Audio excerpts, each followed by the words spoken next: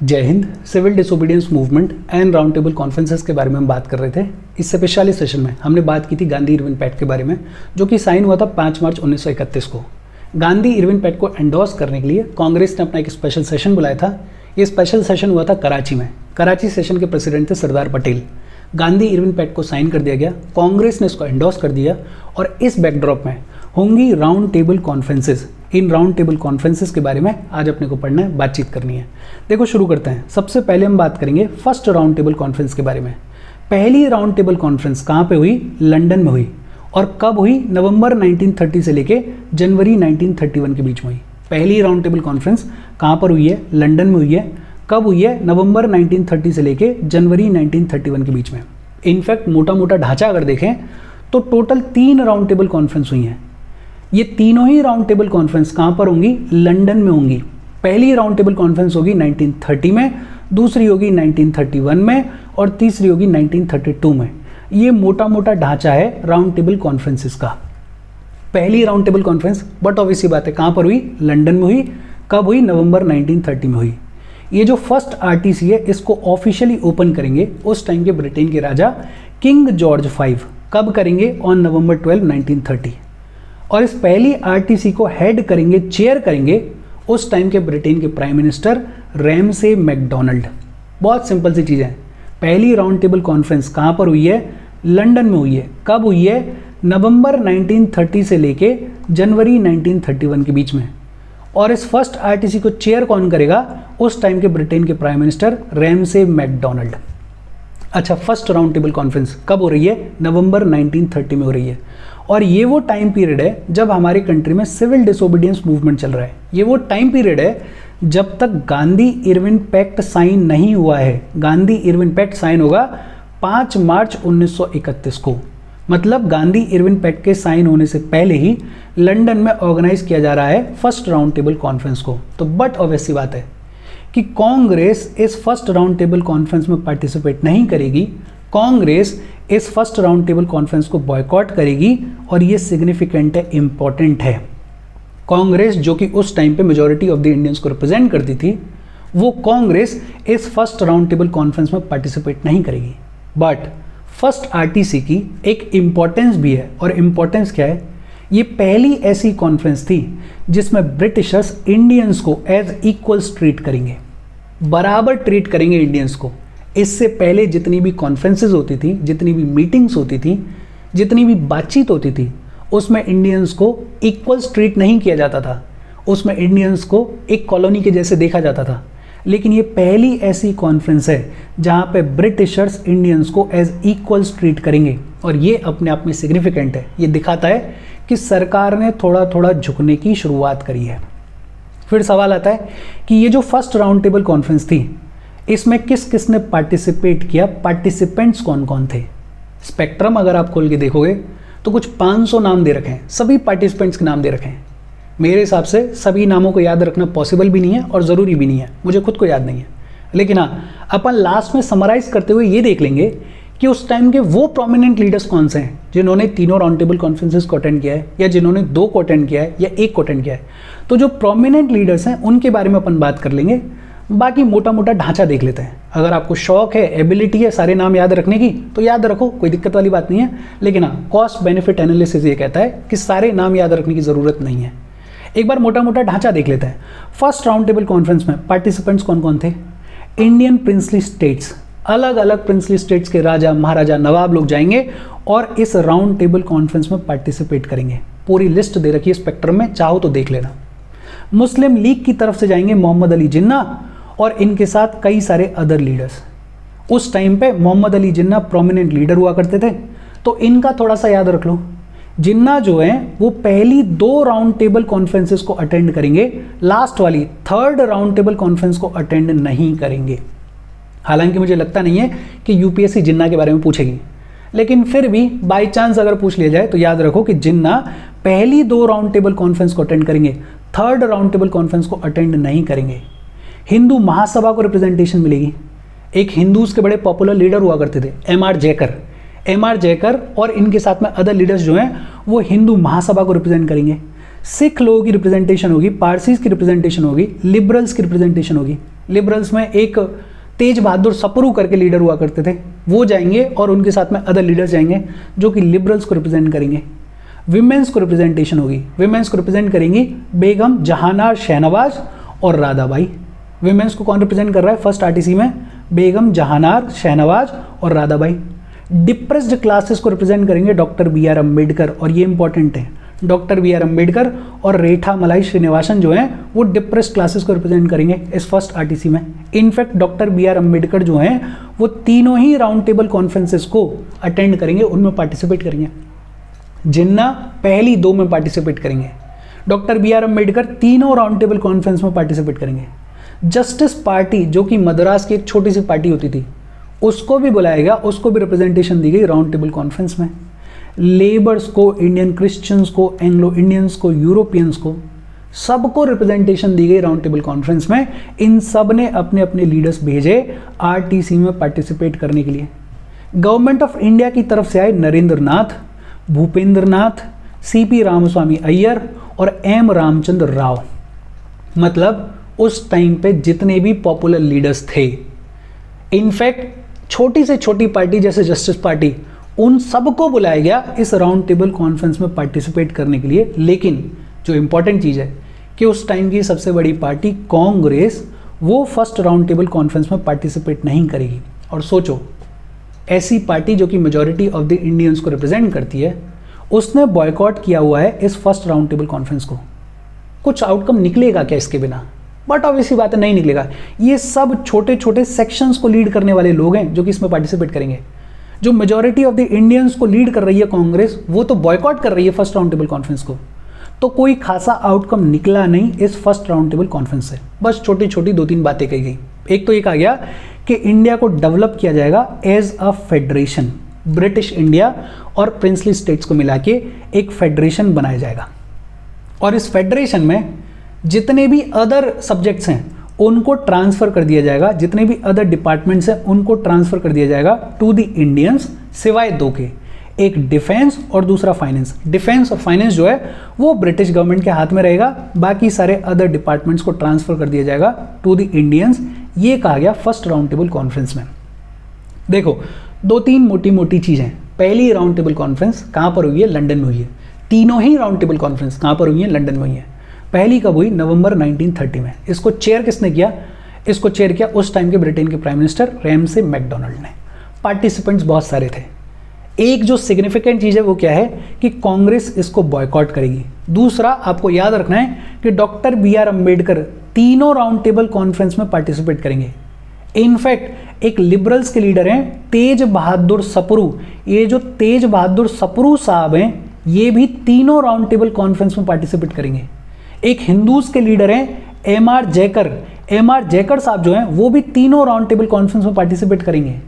मुस्लिम league के leader जिन्ना 2 round table conference में participate करेंगे, 3rd राउंड टेबल कॉन्फ्रेंस में ये पार्टिसिपेट नहीं करेंगे। विमेंस को इस फर्स्ट राउंड टेबल कॉन्फ्रेंस में कौन रिप्रेजेंट कर रहा था? बेगम जहानार शहनवाज और राधाबाई। आउटकम ज़्यादा कुछ था नहीं। आउटकम के तौर पे 2 बातें कही गई कि एक तो इंडिया को डेवलप किया जाएगा एज अ फेडरेशन, और जितने भी डिपार्टमेंट्स हैं वो सब ट्रांसफ़र कर दिए जाएंगे इंडियंस को, सिवाय डिफेंस और फाइनेंस के। अच्छा, अपन आगे बढ़ें उससे पहले वीडियो पे लाइक के बटन को दबा दो। लाइक दबाना ज़रूरी है बिकॉज यूट्यूब वीडियो को कंसिडर करता है और थोड़ा सा पुश कर देता है। लाइक तो दबा दिया करो, इंपॉर्टेंट है। शेयर कर दो अपने सोशल मीडिया हैंडल्स पे, व्हाट्सएप वगैरह पे अपने फ्रेंड्स को, या जो भी लोग इसमें इंटरेस्टेड हैं उनको शेयर कर दो। और चैनल को अगर अब तक सब्सक्राइब नहीं किया है तो सब्सक्राइब कर लो। देखो, पहली राउंड टेबल कॉन्फ्रेंस हो गई, कांग्रेस ने इसमें पार्टिसिपेट नहीं किया। अंग्रेज सरकार को ये समझ में आ गया कि कोई फ़ायदा नहीं है, अगर कांग्रेस नहीं आएगी तो कोई आउटकम निकलेगा नहीं, कांग्रेस को बुलाना ही पड़ेगा because majority of the Indians को रिप्रेजेंट करती है कांग्रेस। और इस बैकड्रॉप में साइन होगा गांधी इरविन पैक्ट। ये जो गांधी इरविन पैक्ट है ये साइन होगा 5 मार्च 1931 को, अपन ने पढ़ा था इसके बारे में। और इसमें गांधी जी ने 2 चीज़ों पर अग्री किया था। एक तो गांधी जी ने बोला कि हम सीडीएम को सस्पेंड करेंगे, एंड नहीं करेंगे, ख़त्म नहीं करेंगे, टेम्परेरी टाइम पीरियड के लिए रोक लगा रहे हैं सीडीएम पे। और दूसरा गांधी जी ने बोला था कि कांग्रेस ये जो 2nd राउंड टेबल कॉन्फ्रेंस हो रही है इसमें पार्टिसिपेट करेगी। पहली राउंड टेबल कॉन्फ्रेंस में कांग्रेस पार्टिसिपेट नहीं करेगी, गांधी पार्टिसिपेट नहीं करेंगे, ये लोग पहली राउंड टेबल कॉन्फ्रेंस को बॉयकॉट करेंगे। लेकिन गांधी इरविन पैक्ट साइन होने के बाद सेकंड राउंड टेबल कॉन्फ्रेंस होगी, और ये भी कहाँ पे होगी, लंदन में होगी, और ये होगी सितंबर 7 1931 से लेके दिसंबर 1931 के बीच में। सेकंड राउंड टेबल कॉन्फ्रेंस कब होगी, 1931 में। और इसमें जो सबसे इंपॉर्टेंट पार्टिसिपेंट है वो कौन है, इंडियन नेशनल कांग्रेस। इसमें जो सबसे इंपॉर्टेंट पार्टिसिपेंट है वो कौन है, कांग्रेस के बिहाफ पे गांधी जी। और गांधी जी सिर्फ इसी एक राउंड टेबल कॉन्फ्रेंस को अटेंड करेंगे। ये जो सेकंड राउंड टेबल कॉन्फ्रेंस है, सिर्फ इसी में गांधी जी पार्टिसिपेट करेंगे, सिर्फ इसी में कांग्रेस पार्टिसिपेट करेगी। पहली और तीसरी को कांग्रेस और गांधी जी बॉयकॉट करेंगे। कांग्रेस और गांधी जी एक ही बात है, कांग्रेस को ही बिलोंग करते थे गांधी जी। तो गांधी जी पहली और तीसरी राउंड टेबल कॉन्फ्रेंस को अटेंड नहीं करेंगे, सेकंड को अटेंड करेंगे। इसके अलावा मुस्लिम्स की रिप्रेजेंटेशन है ही, जिन्ना और जो अदर लीडर्स हैं। विमेंस की रिप्रेजेंटेशन में एक और इंक्लूजन हो गया है, सरोजनी नायडू जो हैं वो आएंगी इस सेकंड राउंड टेबल कॉन्फ्रेंस में पार्टिसिपेट करने के लिए। बाकी दोनों सेम है। डिप्रेस क्लासेस के लिए सेम है, BR अम्बेडकर साहब और रेटमलाई श्रीनिवासन। इसके अलावा इंडियन प्रिंसली स्टेट्स होंगी, इसके अलावा हिंदू महासभा, सिख, पारसी, लिबरल्स होंगे, इंडियन क्रिश्चियंस होंगे, एंग्लो इंडियंस होंगे, यूरोपियंस होंगे। गवर्नमेंट ऑफ इंडिया की तरफ से इस सेकंड राउंड टेबल कॉन्फ्रेंस में नरेंद्र नाथ आएंगे, फिर CP रामास्वामी अय्यर आएंगे, M रामचंद्र राव आएंगे। ये बाकी जितने भी लोग हैं वो सब आएंगे। सिर्फ 2-3 नए इंक्लूजन है। एक तो गांधी सबसे प्रोमिनेंट इंक्लूजन है इस सेकंड राउंड टेबल कॉन्फ्रेंस में। दूसरा, विमेंस की तरफ से सरोजनी नायडू को और इंक्लूड कर लिया जाएगा। और तीसरा, बर्मा के रिप्रेजेंटेटिव्स आएंगे, सिंध के रिप्रेजेंटेटिव्स आएंगे, आसाम के रिप्रेजेंटेटिव्स आएंगे, सेंट्रल प्रोविंसेस के रिप्रेजेंटेटिव्स आएंगे और NWFP के रिप्रेजेंटेटिव्स आएंगे। मतलब अगर मोटा मोटा देखें तो ये जो सेकंड राउंड टेबल कॉन्फ्रेंस है, इसमें सारे पार्टिसिपेंट्स वही हैं जो कि पहले राउंड टेबल कॉन्फ्रेंस में थे। 2-3 नए इंक्लूजन है। एक तो बड़ा इंपॉर्टेंट, गांधी इसमें पार्टिसिपेट करेंगे, कांग्रेस इसमें पार्टिसिपेट करेगी। दूसरा, विमेंस की तरफ से सरोजनी नायडू जो हैं वो भी इंक्लूड हो जाएंगी। और तीसरा, Burma, Sindh, Assam, central provinces और NWFP भी अपने रिप्रेजेंटेटिव्स को भेजेगी। बट ये जो सेकंड राउंड टेबल कॉन्फ्रेंस है, इससे बहुत ज़्यादा एक्सपेक्टेशंस थी नहीं। क्यों नहीं थी? बिकॉज कंडीशंस बदल गई थी। हालांकि गांधी इरविन पैक्ट साइन हुआ था पॉजिटिव नोड पे, ये सोच के कि बातचीत करेंगे, कांग्रेस पार्टिसिपेट करेगी, कुछ रिफॉर्म्स की बात होगी। लेकिन चीज़ें बदली। कैसे बदली? लॉर्ड इरविन साहब को रिप्लेस कर दिया गया और एक नए वाइसरॉय आ गए इंडिया में, जिनका नाम था लॉर्ड विलिंगडन। सोचो, जिस आदमी के साथ में पैक्ट साइन हुआ है, जिस आदमी के साथ में इंडियन लीडर्स टच में हैं, कांग्रेस टच में है, उस आदमी को हटा दिया गया है और एक नए वाइसरॉय को लाया गया है जिसका नाम है लॉर्ड विलिंगडन। अब लॉर्ड विलिंगडन के साथ में कोऑर्डिनेशन बिठाने में ही टाइम लगेगा। तो अपने आप में ये जो गांधी इरविन पैक्ट का सिग्निफिकेंस है वो थोड़ा सा कम हो जाता है। दूसरा, ब्रिटेन में जो लेबर गवर्नमेंट थी जिसको लीड कर रहे थे ब्रिटेन के प्राइम मिनिस्टर रैमसे मैकडोनाल्ड, उसकी जगह पे अब सरकार बनेगी नेशनल गवर्नमेंट की। और ये जो नेशनल गवर्नमेंट है, इसमें लेबर पार्टी को सपोर्ट करेंगे कंजर्वेटिव्स। प्राइम मिनिस्टर अभी भी रैमसे मैकडोनाल्ड रहेंगे, लेकिन सरकार थोड़ी कमज़ोर हो गई है। अब सरकार डिपेंडेंट है कंजर्वेटिव्स के ऊपर। और ये जो कंजर्वेटिव्स हैं, इनको लीड कर रहे थे चर्चिल। और चर्चिल जो हैं वो कह रहे थे कि हम कांग्रेस को इक्वल्स के जैसे ट्रीट क्यों कर रहे हैं, हम कांग्रेस को इतनी इंपॉर्टेंस क्यों दे रहे हैं, हम गांधी को इतनी इंपॉर्टेंस क्यों दे रहे हैं। तो चर्चिल जो हैं वो कांग्रेस और गांधी को इक्वल्स के जैसे ट्रीट करने के अगेंस्ट में थे, सरकार के ऊपर दबाव बना रहे थे। और सरकार जो है, जो लेबर पार्टी है, वो इन कंजर्वेटिव्स के ऊपर डिपेंडेंट थी। मतलब अब एक कमज़ोर प्राइम मिनिस्टर है और एक नए सेक्रेटरी ऑफ स्टेट बनाए गए इंडिया के लिए, जिनका नाम था सैमुअल होयर। और ये जो सैमुअल हैं, ये रिएक्शनरी आदमी थे। मतलब ये बातचीत करने वाले आदमी नहीं थे, ये रिएक्शन देने वाले आदमी थे कि अगर आप आवाज़ उठाओगे तो मैं आपको मारूंगा, पुलिस लाठीचार्ज करवाऊंगा। ये सारी चीज़ें बदल चुकी हैं। एक वो आदमी जिसने गांधी इरविन पैक्ट साइन किया, उसको रिप्लेस कर दिया गया। दूसरा, वो आदमी जो कि प्राइम मिनिस्टर हुआ करता था रैमसे मैकडोनाल्ड, अब उसकी सरकार कमज़ोर हो गई है। उसकी सरकार अब डिपेंडेंट है कंजर्वेटिव्स के ऊपर। और ये जो कंजर्वेटिव्स हैं उनको लीड कर रहे हैं चर्चिल। और चर्चिल ये कह रहे हैं कि कांग्रेस को एज इक्वल ट्रीट करने की ज़रूरत क्या है, छोटी सी पार्टी है, इसको तो एज इक्वल ट्रीट करने की ज़रूरत नहीं है। अच्छा, एक तो ये सारी चीज़ें हो रही हैं। दूसरा, इस बैकड्रॉप में जब गांधी जी जाएंगे इस सेकेंड राउंड टेबल कॉन्फ्रेंस में पार्टिसिपेट करने के लिए, तो गांधी जी सबसे पहले कहेंगे कि देखो कांग्रेस जो है वो सभी इंडियंस को रिप्रेजेंट करती है। अब आपको समझ में आएगा कि जो ब्रिटिशर्स हैं, ये जो ब्रिटिश गवर्नमेंट है, उसने इतने सारे पार्टिसिपेंट्स को क्यों बुलाया था। बेसिकली ब्रिटिश गवर्नमेंट की पॉलिसी थी डिवाइड एंड रूल की, किसी भी तरीके से डिवाइड एंड रूल किया जाए। और डिवाइड एंड रूल कब होगा? जब अलग अलग मुंह होंगे, जब हर छोटी से छोटी पार्टी के मेंबर को बुलाया जाएगा।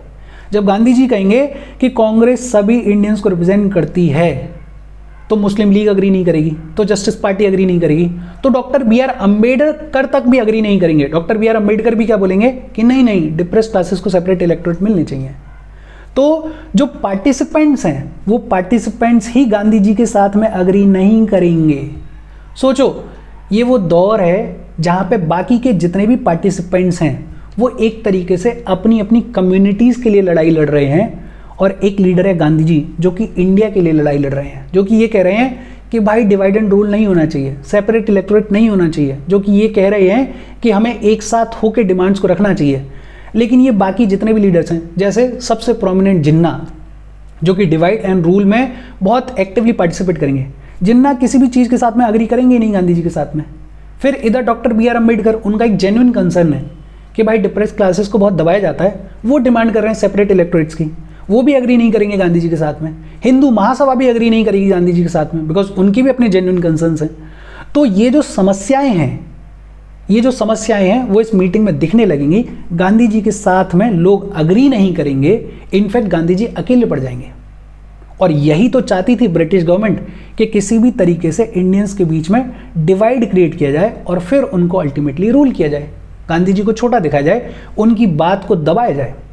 तो गांधी जी जैसे ही क्लेम करेंगे कि कांग्रेस सभी इंडियंस को रिप्रेजेंट करती है, तो बाकी के जो डेलीगेट्स हैं वो अग्री नहीं करेंगे। उसके बावजूद गांधी कहेंगे कि देखो, ये जो हमारी बातचीत है उसमें इंडियंस को एज इक्वल्स ट्रीट किया जाए। ये जो हमारी पार्टनरशिप है ये इक्वलिटी के बेसिस पे होनी चाहिए, इसमें कोई भेदभाव नहीं होना चाहिए।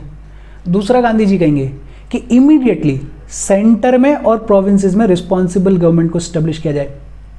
तीसरा, गांधी जी बड़ी इंपॉर्टेंट चीज़ कहेंगे कि ये जो सो कॉल्ड अनटचेबल्स हैं, जो डिप्रेस क्लास के लोग हैं, वो हिंदूज ही हैं, वो कोई अलग माइनॉरिटी नहीं है, वो कोई सेपरेट माइनॉरिटी नहीं है, उनको सेपरेट माइनॉरिटी के जैसे ना देखा जाए।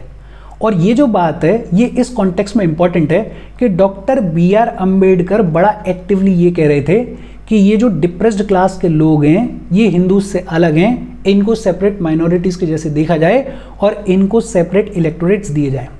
गांधी जी कह रहे थे अम्बेडकर साहब को कि देखो, अगर हम ऐसे देखने लग जाएंगे तो बहुत ज़्यादा डिवीजन आ जाएगा, और हमें डिवीजन चाहिए नहीं, हमें यूनिटी चाहिए। अगर हम यूनाइटेड होंगे तभी ब्रिटिश गवर्नमेंट के अगेंस्ट में लड़ सकते हैं।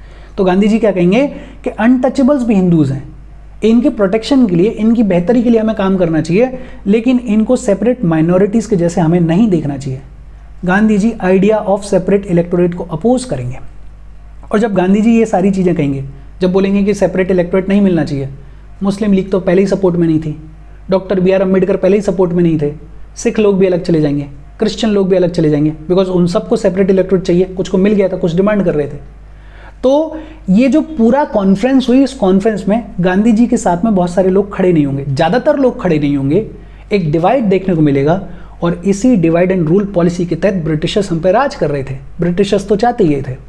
और अल्टीमेटली इस कॉन्फ्रेंस में डेडलॉक हो जाएगा। गांधी जी अपनी डिमांड्स को रख देंगे, गांधी जी बोलेंगे कि ये तो होना ही होना चाहिए, ब्रिटिश गवर्नमेंट मानेगी नहीं, और ब्रिटिश गवर्नमेंट किसी दूसरे के कंधे पर रख के बंदूक चला रही है, जो अदर डेलीगेट्स हैं उनके कंधे पर रख के बंदूक चला रही है। गांधी जी को क्या बोल रही है कि देखो, आपके खुद के लोग ही आपके साथ में अग्री नहीं करते हैं, हम क्या करें, हम तो आपकी डिमांड्स को मान लें, लेकिन आपके लोगों को तो मनाओ। तो बड़ा स्मार्टली ब्रिटिश गवर्नमेंट खेल रही है। इनफैक्ट जो प्रिंसली स्टेट्स के राजा महाराजा थे वो भी नहीं चाहते थे कि फेडरेशन बने, जो कि डिसाइड किया गया था फर्स्ट राउंड टेबल कॉन्फ्रेंस में। कोई भी राजा, कोई भी महाराजा नहीं चाहता कि उसकी पावर को शेयर किया जाए, उसकी पावर को छीना जाए। तो ये प्रिंसेस भी नहीं चाहते थे कि फेडरेशन बने। मतलब ये जो सेकेंड राउंड टेबल कॉन्फ्रेंस है, इसमें भी कुछ बहुत ज़्यादा आउटकम निकल के आएगा नहीं, एक डेडलॉक वाली सिचुएशन क्रिएट हो जाएगी। इस डेडलॉक वाली सिचुएशन में कुछ चीज़ें अनाउंस की जाएंगी, जो प्राइम मिनिस्टर है रैमसे मैकडोनल्ड, वो अनाउंस करेंगे कि 2 मुस्लिम मेजॉरिटी प्रोविंसेस को क्रिएट किया जाएगा, एक तो NWFP और दूसरा सिंध। अपने को याद होना चाहिए कि जब नेहरू रिपोर्ट आने वाली थी तो मुस्लिम लीग का सेशन हुआ था और मुस्लिम लीग ने अपने प्रपोजल्स में कहा था कि 3 नए मुस्लिम मेजॉरिटी प्रोविंसेस को क्रिएट किया जाए, और वो 3 मुस्लिम मेजॉरिटी प्रोविंसेस कौन से थे? सिंध, बलूचिस्तान और NWFP। ये जो सेकंड राउंड टेबल कॉन्फ्रेंस है, उसके बाद मुस्लिम लीग की एक डिमांड ब्रिटिश गवर्नमेंट ने मान ली और बोला कि 2 मुस्लिम मेजॉरिटी प्रोविंसेस को क्रिएट किया जाएगा, एक का नाम है NWFP और दूसरी का नाम है सिंध। दूसरा बोला गया कि एक इंडियन कंसल्टेटिव कमेटी को सेटअप किया जाएगा। ये जो इंडियन कंसल्टेटिव कमेटी है, ये सभी सेक्शंस ऑफ द सोसाइटी से बातचीत करेगी रिफॉर्म्स के लिए। 3 एक्सपर्ट कमेटीज को सेटअप किया जाएगा। कौन कौन सी 3 एक्सपर्ट कमेटीज? एक फाइनेंस की, एक फ्रेंचाइज की और दूसरी स्टेट्स की। फाइनेंस, फ्रेंचाइज और स्टेट्स की 3 अलग अलग एक्सपर्ट कमेटीज को सेटअप किया जाएगा। और फाइनली ये अनाउंस किया गया कि ये जो कम्युनल अवार्ड की बातचीत है, ये जो सेपरेट इलेक्टोरेट की बातचीत है, इसको या तो इंडियंस यूनाइटेड होकर डिसाइड कर लें, एक मत हो जाए, अग्री कर लें, या फिर ब्रिटिश गवर्नमेंट जो है वो यूनिलैटरली वो खुद से डिसाइड कर लेगी कि किसको सेपरेट इलेक्टोरेट देना है, किसको नहीं देना है। और यहाँ पर ब्रिटिश गवर्नमेंट बड़ा स्मार्टली खेल रही है। ब्रिटिश गवर्नमेंट को दिख रहा है कि इन लोगों के बीच में तो यूनिटी है नहीं, ये तो सहमति डेवलप कर नहीं पाएंगे, तो सारी चीज़ें अपने हाथ में ले लो और अपने हिसाब से सेपरेट इलेक्टोरेट प्रोवाइड करो। और अपने हिसाब से सेपरेट इलेक्टोरेट अगर प्रोवाइड करेंगे तो इस तरीके से प्रोवाइड करेंगे कि हिंदू मुस्लिम्स के बीच में with in the Hindus also एक डिवीजन क्रिएट हो और ज़्यादा लोग डिवाइड हों। इनफैक्ट गवर्नमेंट ने जो इंडियंस की बेसिक डिमांड थी कि हमें पूर्ण स्वराज दिया जाए, हमें फ्रीडम दिया जाए, उसको पूरी तरीके से रिफ्यूज़ कर दिया। और गांधी जी डिसअपॉइंट होके लंदन से वापस आएंगे इंडिया ऑन December 28, 1931, और गांधी जी डिसाइड करेंगे कि एक बार फिर से CDM को रिज्यूम किया जाएगा। CDM को दोबारा से रिज्यूम किया जाएगा। दूसरे फेज ऑफ CDM में क्या क्या होगा उसके बारे में अपन पढ़ेंगे, लेकिन उससे पहले थर्ड राउंड टेबल कॉन्फ्रेंस के बारे में भी बात कर लेते हैं। ये third round table conference but obvious सी बात है, गांधी जी इंडिया वापस आ गए, गांधी जी को कुछ मिला नहीं है, और इस थर्ड राउंड टेबल कॉन्फ्रेंस को कांग्रेस बॉयकॉट करेगी, गांधी बॉयकॉट करेंगे, बिकॉज ब्रिटिश गवर्नमेंट जो है वो इंडियंस की किसी बात को, वो कांग्रेस की किसी बात को मानने के लिए तैयार नहीं है। तो ये जो थर्ड राउंड टेबल कॉन्फ्रेंस है वो भी ऐसी होगी जैसे फर्स्ट RTC हुई थी कि कांग्रेस उसमें पार्टिसिपेट नहीं करेगी, मेजॉरिटी ऑफ द जो प्रोमिनेंट लीडर्स हैं वो इसमें पार्टिसिपेट नहीं करेंगे। थर्ड राउंड टेबल कॉन्फ्रेंस कब हुई? नवंबर 17, 1932 से लेके December 24, 1932 के बीच में। कहाँ पर हुई? लंदन में हुई। गांधी इसको अटेंड नहीं करेंगे, कांग्रेस इसको अटेंड नहीं करेगी, बाकी प्रोमिनेंट लीडर्स जो हैं वो अटेंड करेंगे, जैसे डॉक्टर BR अम्बेडकर इसको अटेंड करेंगे, जिन्ना इसको अटेंड नहीं करेंगे। और ये जो थर्ड राउंड टेबल कॉन्फ्रेंस है उसकी भी स्थिति क्या है कि जो party majority of the Indians को रिप्रेजेंट करती है वो इसमें पार्टिसिपेट नहीं कर रही है, गांधी इसमें पार्टिसिपेट नहीं कर रहे हैं, कांग्रेस इसमें पार्टिसिपेट नहीं कर रही है। तो इस राउंड टेबल कॉन्फ्रेंस का भी जो आउटकम है वो कुछ ज़्यादा बड़ा नहीं है। बहुत सिंपल सी बातें कही गई कि एक तो थर्ड राउंड टेबल कॉन्फ्रेंस की जो भी रिकमेंडेशंस थी उनको पब्लिश किया गया एक वाइट पेपर में इन मार्च 1933। वाइट पेपर में पब्लिश कर दिया गया, सजेशंस के लिए ओपन कर दिया गया, बता दिया गया कि आपको कोई सजेशन देना है तो दे दो, बाकी हमने ये डिसाइड किया, ये हमारी रिकमेंडेशंस हैं। ये जो वाइट पेपर है इसके ऊपर डिस्कशन होगा ब्रिटिश पार्लियामेंट में। ब्रिटिश पार्लियामेंट देखेगा कि ये जो रिकमेंडेशंस हैं जो कि इंडिया में इंप्लीमेंट की जानी है वो ठीक है या नहीं है। एक जॉइंट सेलेक्ट कमेटी बनाई जाएगी ब्रिटिश पार्लियामेंट में जो कि इन रिकमेंडेशंस को एनालाइज करेगी और इन रिकमेंडेशंस के बेसिस पे एक नए एक्ट को फॉर्मुलेट करेगी। इसके रिगार्डिंग जो बिल है वो ड्राफ्ट कर दिया जाएगा फरवरी 1935 में, और finally government of India act 1935 को लाया जाएगा जो कि एनफोर्स होगा जुलाई 1935 में। इस गवर्नमेंट ऑफ इंडिया एक्ट 1935 में क्या है उसके बारे में अपन पढ़ेंगे, लेकिन मोटा मोटा ये जो गवर्नमेंट ऑफ इंडिया एक्ट 1935 है ये इन्हीं तीनों राउंड टेबल कॉन्फ्रेंसेस का आउटकम है, और इसके साथ तीनों राउंड टेबल कॉन्फ्रेंसेस खत्म हो गई। देखो इसमें जो बेसिक मोटी मोटी चीज़ें हैं, तीनों राउंड टेबल कॉन्फ्रेंसेस कहाँ पर हुई हैं? लंदन में हुई हैं। गांधी जी सिर्फ सेकंड राउंड टेबल कॉन्फ्रेंस को अटेंड करेंगे, डॉक्टर BR अम्बेडकर जो है वो तीनों राउंड टेबल कॉन्फ्रेंस को अटेंड करेंगे, जिन्ना सिर्फ पहली 2 राउंड टेबल कॉन्फ्रेंसेस को अटेंड करेंगे। अच्छा, वो प्रोमिनेंट लीडर्स जो कि तीनों राउंड टेबल कॉन्फ्रेंसेस को अटेंड करेंगे उनमें एक है तेज बहादुर सप्रू जो कि लिबरल ग्रुप को रिप्रेजेंट कर रहे थे, एक है MR जैकर जो कि हिंदूज को रिप्रेजेंट कर रहे थे, इसके अलावा एक CM मुदालियार हैं, अपन ने नाम पढ़ा हुआ है, CM मुदालियार साहब हैं, CN मुदालियार, CM नहीं है, CN मुदालियार साहब, CN मुदालियार साहब जो हैं वो अटेंड करेंगे, और एक हैं NM जोशी साहब जो भी हैं वो भी तीनों राउंड टेबल कॉन्फ्रेंसेस को अटेंड करेंगे। और इसके साथ राउंड टेबल कॉन्फ्रेंसेस की बातचीत खत्म हो गई। कोई डाउट हो तो कमेंट करके पूछ लेना।